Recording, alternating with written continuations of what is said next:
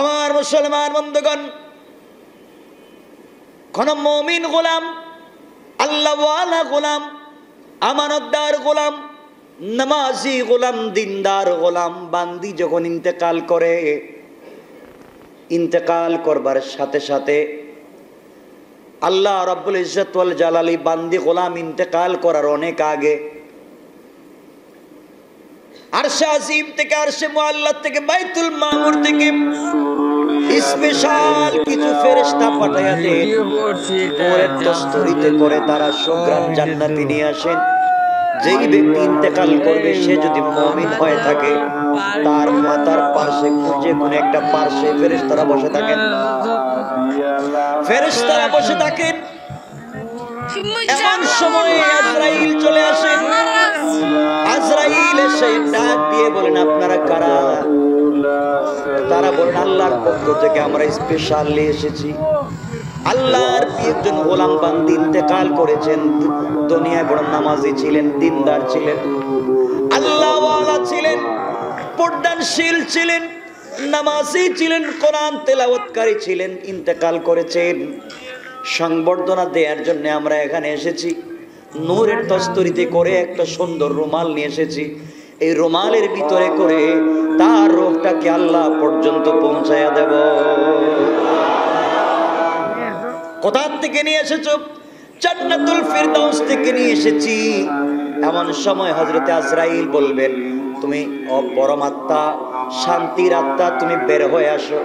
এমন করে বলবেন, একটা বোতলের ভিতরে যদি পানি ভরা থাকে, বোতলের মুখটা খুলে দেওয়া হয়, পানি বের হতে কি অসুবিধা আছে? কোনো কষ্ট আছে? বের হতে কোনো সমস্যা আছে? আল্লাহ বুঝাতে চান, বোতলের মুখ খুলে দিলে পানি যেভাবে বের হয়ে আসতে ব্যথা হয় না, কষ্ট হয় না।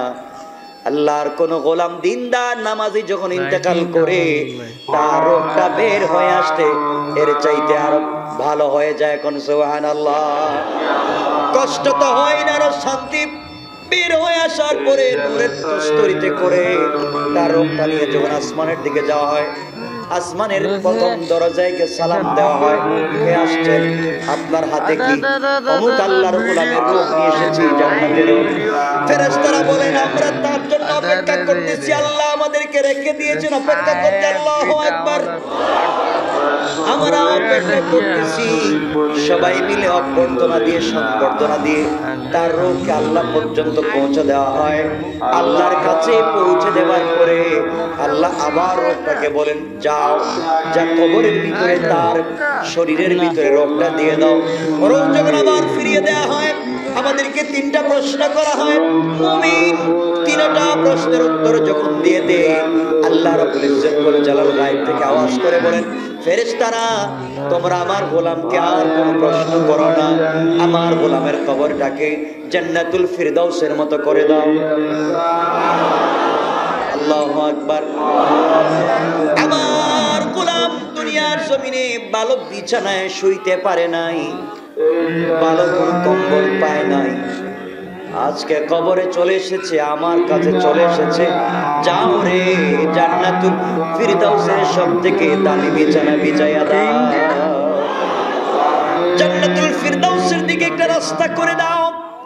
আমার গোলাম ওখানে বসে বসে জান্নাতুল ফিরদাউসের মিশকে আম্বরের ঘ্রাণ যেন পেতে পারে, নাজ নেয়ামত গুলা যেন পেতে পারে।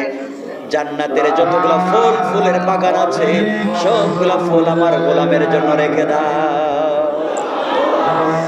এমন সময় গোলাম তো একা একা থাকবে কেমনে?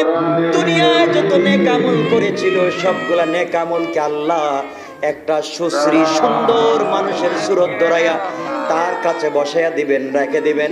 যতদিন পর্যন্ত কবরে থাকবে সে একা নয়, তার সঙ্গে সে কথা বলবে। কোন সুবহানাল্লাহ। আর যখন কোন বদবখত ইন্তেকাল করে, বেপর্দা নারী ইন্তেকাল করে দুনিয়ার জমিন থেকে বিদায় নিয়ে চলে যায়, যাওয়ার আগে জাহান্নাম থেকে কিছু আযাবের ফেরেশতারা পচা বস্তা নিয়ে, সোনার টাট নিয়ে, পচা বস্তা নিয়ে, দুর্গন্ধযুক্ত বস্তা নিয়ে ওই ব্যক্তির সামনে হাজির হয়ে যায়। দেখার পরই তার ভয় ঢুকে যায়, জীবন বের হইতে চায় না, জীবন বের হতে চায় না। আজরাইল এসে হাজির হয়ে বলেন, তোমরা কারা, কেন এসেছো? আল্লাহর পক্ষ থেকে এসেছি ওই ব্যক্তির জীবন, ওই ব্যক্তির রূহ নিয়ে যাওয়ার জন্য। বদাত্মা বের হয়ে যাও। এই কথা বলবার পরে পুরা শরীর চিপে এমন ভাবে কষ্ট হয়ে যায়, হাড়গুলো ঠাস ঠাস করে ভেঙে যায়। রোগটা বের হয়ে যখন আসে, পচা দুর্গন্ধযুক্ত বস্তায় করে যখন তার রোগকে উপরের দিকে নিয়ে যাওয়া হয়, আসমানের দরজার কাছে নিয়ে যাওয়ার পরে ফেরেশতারা বলেন, কে কেন অমুকের রোগ নিয়ে এসেছি, দুর্গন্ধযুক্ত রোগ নিয়ে আসমানে ওঠা যাবে না, নিক্ষেপ করে দাও, জাহান্নামের দিকে নিক্ষেপ করে দাও। আল্লাহ বলবেন, তার জন্য আকাশের দরজা খুলে দেওয়া হবে না, রূহ ফিরিয়ে দেওয়া হলো, কবরের ভিতরে নিয়ে যাওয়া হলো। আল্লাহ বলবেন, ওর সঙ্গে আমি কথা বলতে চাই না, তার কোনো কথাও শুনতে চাই না, যাও যাও, এই মুহূর্ত থেকে বিচারের আগ পর্যন্ত তার কবরের ভিতরে শাস্তি শুরু করে দাও। নাউজুবিল্লাহ। শাস্তি আর শাস্তি, শাস্তি আর শাস্তি, কেমনে বাঁচবে? এই শাস্তি থেকে বাঁচার দরকার আছে না নাই? কি করা লাগবে? কি করা লাগবে? আমল করা লাগবে, ভালো কাজ করা লাগবে। পারবো তো ইনশাআল্লাহ? এই জন্য মনে রাখবেন, আল্লাহর সব থেকে বড় দাম আমাদের, আমরা শেষ নবীর উম্মত। আর কি চান আপনি? আমি কত বড় আমরা ইজ্জত পাইছি। আমার বন্ধুগণ,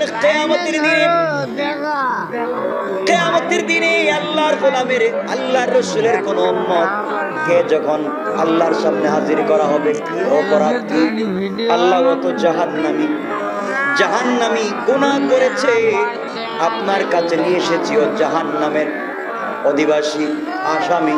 আল্লাহ বলবেন, তার হাতে হাত করা নাই কেন, পায়ে বেড়ি নাই কেন? ও যদি আসামি হয়, তার হাতে হাত করা নাই কেন? ফেরেশতারা বলবে, আল্লাহ হাত করা তো পড়াতে চাই, কিন্তু ওই গোলাম তোমার শেষ নবীর উম্মত, এই সম্মান দেওয়ার জন্য কিছু পড়াই নাই। আল্লাহ রাব্বুল ইজ্জত ওয়াল জালাল বলবেন, ফেরেশতারা খুঁজো না, কোনো সূত্র খুঁজো, কোনোভাবে মাফ করা যায়। আমার শেষ নবীর উম্মতের সঙ্গে কথা দিয়েছিলাম, তার একটা উম্মতকে জাহান্নামে দিব না। দেখো না কোনো সুযোগ পাওয়া যায় কিনা, কোনো সময় কোনো ভালো কাজ করেছে কিনা, কোন একবার চোখের পানি ছেড়ে কান্না করেছিল কিনা, কিছু যদি পাও তোমরা, আমি আল্লাহর কাছে হাজির করো, এর বিনিময়ে তাকে মাফ করে আমি জান্নাতে বলে দিতে চাই। এই সুযোগ কোথায় পাবে? কোথায় পাবেন এই সুযোগ? এজন্য আজকে খুব লম্বা চূড়া কথা বলবো না। এই জন্য আপনাদের কাছে আমার আকুল আবেদন থাকবে, আল্লাহকে আসতে প্রথম কাজ হচ্ছে আমরা সকলেই 5 ওয়াক্ত নামাজি হয়ে যাই। আজকের থেকে তাহাজ্জুদ পড়বার চেষ্টা করবেন, কারা কারা করে চাই। আল্লাহ হাতগুলোকে কবুল করুন। হাত নামান, চেষ্টা করবেন তো ইনশাআল্লাহ। তাহাজ্জুদ পড়তে কি খুব কষ্ট হয়? খুব কষ্ট হবে। আর রাসূল পাক সাল্লাল্লাহু আলাইহি ওয়াসাল্লাম বলেছেন, আমার কোন উম্মত যদি তাহাজ্জুদ ওয়ালা হয়ে যায়, তাহাজ্জুদের নামাজের পাবন্দি শুরু করে দেয়, জান্নাতে ওই 2 আঙ্গুল দেখিয়ে বললেন, ওই 2 আঙ্গুল যত কাছাকাছি জান্নাতে, ও আর আমি তত কাছাকাছি। এজন্য আমরা তাহাজ্জুদ পড়তে পারবো তো ইনশাআল্লাহ? আপনারা মনে মনে বলতেছেন, হুজুর তাহাজ্জুদ 5 ওয়াক্ত নামাজই পড়ি না, আর তাহাজ্জুদ কেমনে পড়ি?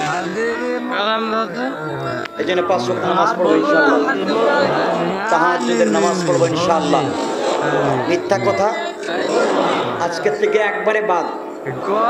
ভালো করে বুঝে শুনে বলেন, কোনোভাবেই ছলছাতুরি করে ঘুরাইয়া হলো মিথ্যা কথা বলা যাবে না। বলে না, হুজুরা তো ঘুরাইয়া খায়, হুজুররা বুঝি ঘুরাইয়া খায়, কেমনিটা তো আমি বুঝলাম না। ঘুরাইয়াও মিথ্যা কথা বলা যাবে।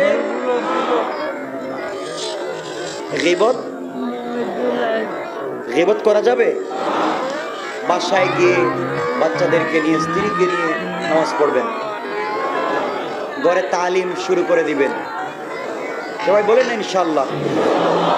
কাজ করতেছেন, হোটেলে কাজ করেন, দোকানে কাজ করেন, যে কোনো জায়গায় কাজ করেন, যে কোনো জায়গায় কাজ করেন, দিলের ভিতরে আল্লাহর জিকির রাখবেন। পারবেন তো ইনশাআল্লাহ? নামাজের সময় হয়ে গেলে নামাজকে কাজা করা যাবে না, সময় হয়ে গেছে আদায় করে নেবেন। পারবেন না? রাস্তাঘাটে মুরব্বীদেরকে পাইলে সালাম দিবেন, দিবেন না ইনশাআল্লাহ? সালাম দিবেন। নিজেকে সব সময় ইসলামের পথে চালাবেন। আজকে কি এমন কোনো ভাই এখানে আছেন, আমি একটা হাত দেখতে চাই, যিনি হাত উঠে বলবেন যে আজকের থেকে কথা দিলাম হজর দাঁড়িয়ে রাখবো, আর আজকের থেকে আর কাটবো না? এমন দেখি তো একটু হাত ওঠে। আলহামদুলিল্লাহ, অনেকগুলো হাত। আল্লাহ যেন হাতগুলোকে কবুল করেন। আর দাড়ি কাটবেন না তো ইনশাল্লাহ? আর যাদের দাড়ি উঠে নাই, উঠলে কাটবেন না, এমন কি কেউ আছেন? উঠলেও কাটবেন না। সবগুলো হাতকে কবুল করো, আমিন। আপনাদেরকে আমি বলেছিলাম গত জুমা তাফসিরে, হয়তো বাইরে আগের তাফসিরে বলেছি যে দোয়া কবুল কেমনে হয়, কোন কোন সময় দোয়া কবুল হয় বলি নাই। আজকে আপনাদেরকে আরেকটু যোগ করে বলবো যে কোন সময় দোয়া কবুল হয়, কোন ক্ষেত্রে দোয়া কবুল হয়, কোন স্থানে দোয়া কবুল হয়। আপনাদেরকে সংক্ষেপে বলতেছি যে কোন স্থানে বসে দোয়া করলে দোয়া কবুল হবে, কোন সময় দোয়া করলে দোয়া কবুল হবে, কোন ক্ষেত্রে দোয়া করলে দোয়া কবুল হবে। আমরা তো দোয়া করতেই আছি, দোয়া করতে আছি, এত দোয়া করি আল্লাহ কবুল করে না কেন? আর দোয়া করতেছে, মুখের ভিতরে যে পান খাচ্ছে, পান, এই পানটাও চুরি করে ফেলতেছে। আল্লাহ কি রে, দোয়া করে কইতেছিস কবুল হচ্ছে না, মুখের ভিতরে এটা কি? একজন বলতেছে হুজুর কত দোয়া করি, দোয়া তো কবুল হয় না, এদিকে খাইতেছে পাতার বিড়ি। পাতার বিড়ি চিনেন আপনারা? বিড়ি চিনেন না? আগিস বিড়ি, এগুলো তো সিগারেট খান না আপনারা? খায়েন না এগুলো? এগুলো তো গন্ধ করে, খাবেন কেন? ভালো জিনিস খাবেন, বন্ধ করে এটা খাচ্ছেন না। দুধ খাবেন বেশি বেশি, দুধ, দুধ খাবেন, ফল ফ্রুটস খাবেন, এগুলা খেলে লস নাই। আর বাংলাদেশে কি খাইবেন? সব ভেজাল। মানে আমাদের বডিতে তো করোনা ঢুকেই ভেজালে পড়ছে, এই জন্য ঢুকলাম কই, তো বিপদ দেখতেছি, এটা তো মানুষই না। জন্য বাংলাদেশে এখন করোনা ভাইরাস বলতে কিছু নাই। এখন বাংলাদেশ সব থেকে বড় জিনিস হচ্ছে দর্শন ভাইরাস,